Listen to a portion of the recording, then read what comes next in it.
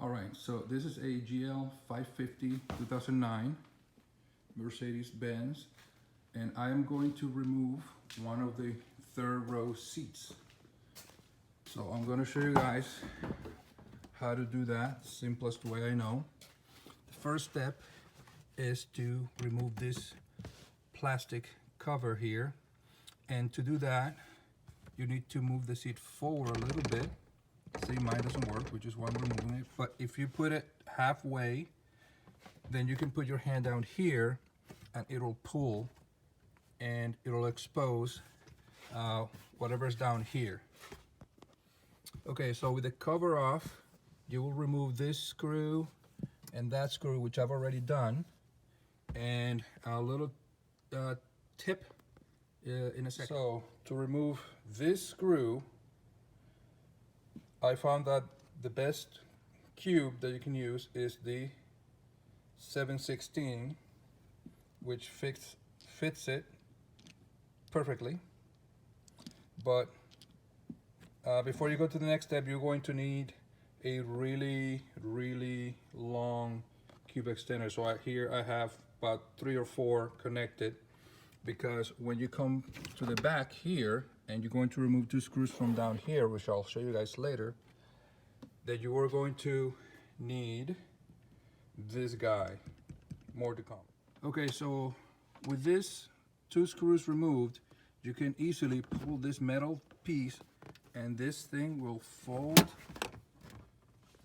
up, but it won't stay. So I'm going to use a bungee to tie it so it'll stay there, so I can have access to this guy and those guys down there. Okay, so now I tied up this piece, the bottom part of the seat, with a little bungee to the backrest. So now there is some room to remove these 2 screws, which I've already done. And the main reason why I'm doing this video is because I did it from the back, and that was really difficult. And then come to find out that this way would have been a lot easier. So I'm going to remove this one, and then the whole seat should come back up. So hopefully you guys watch this video before you start doing anything, and you won't have to double the work like I did. Okay, so I've removed this one, this 2, and this one here, and that one here. Pardon the motion of the movement, I'm not a professional videographer. So that one and that one. So to reiterate the order, remove this, that seat, that part folds up, and then you can easily remove those and that. Now let's see how the seat comes out now.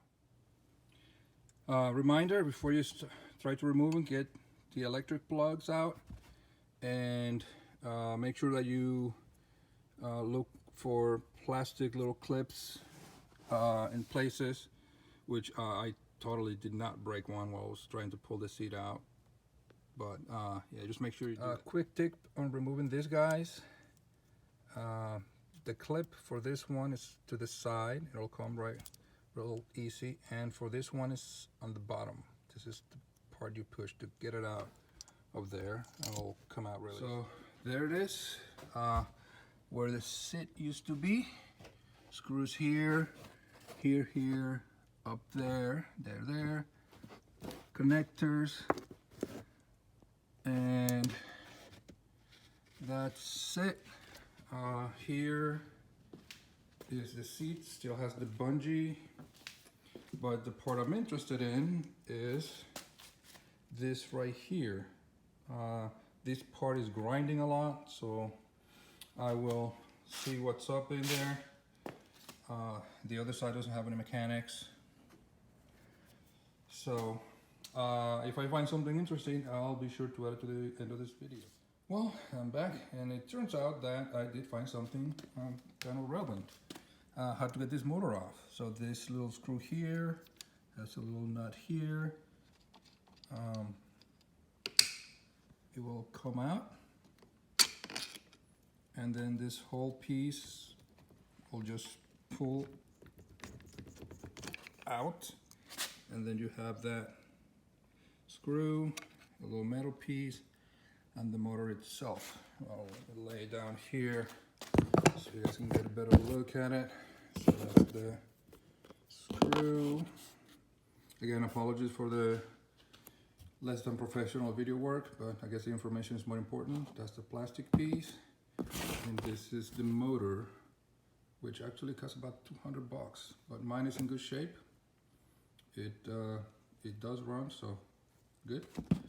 And now I am going to be looking in here to see why my seat keeps grinding, and I'm thinking it's probably this gear here, but more to come on that. All right, so after inspecting everything here, you can see the gears here.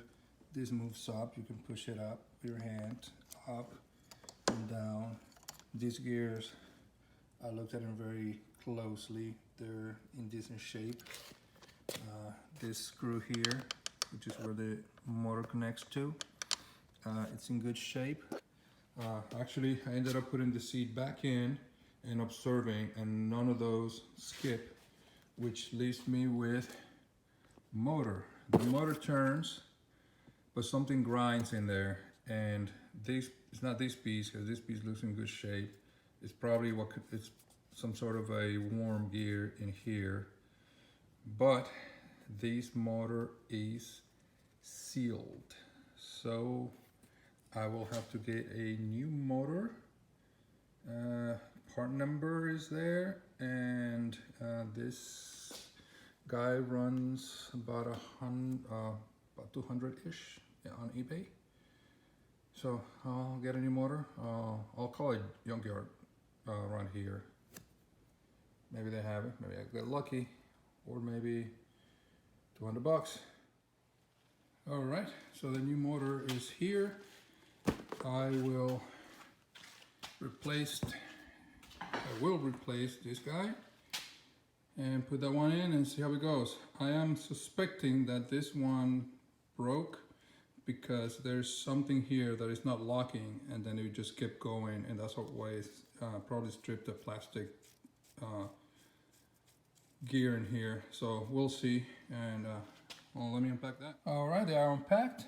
Old, new, has a little void thing. I'm hoping it's not remanufactured, but I can see the gears are in a little bit better shape. So let's hope this works. All right, it's in the reverse order that we took it out. This will fit the other way, but the screw won't go through. Just make sure that the parts look like that there is no space here.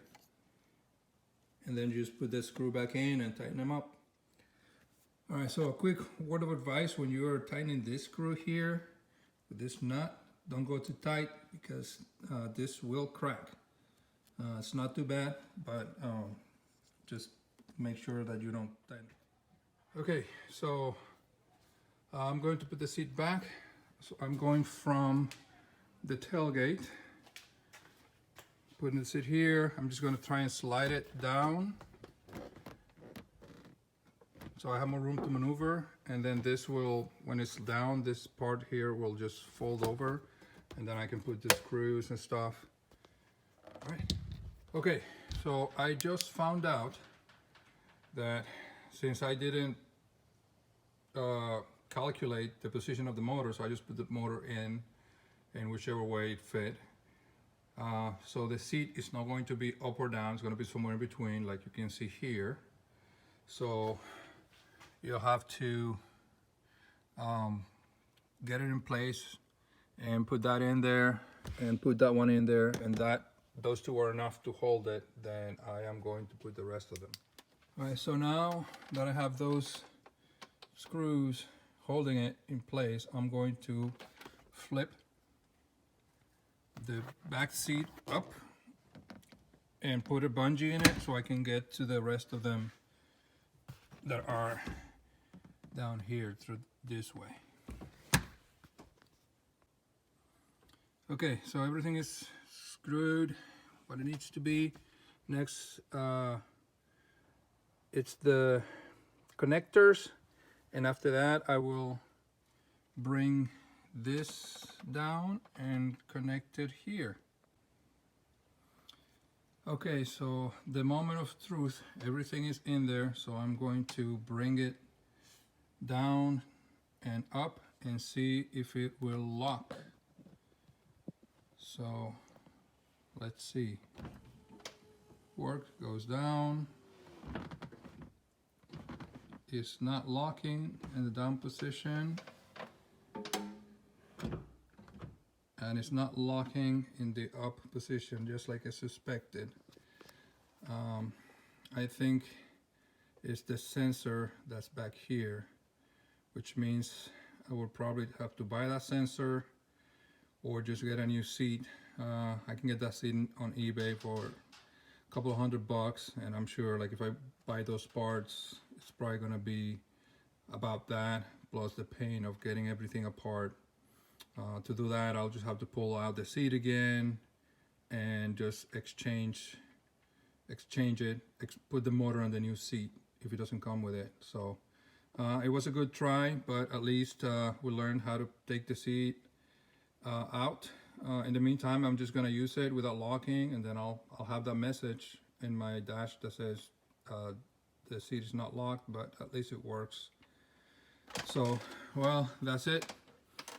I'm guessing the other one is the same way, just in a mirror image. Well, good luck. Again, disclaimer, I am not an expert. I did not give you torque measurements or probably the prescribed procedure. This is how I did it. If you guys want to venture and do it that way, that's fine. But do it at your own risk. I'm not responsible. So, all right, good luck.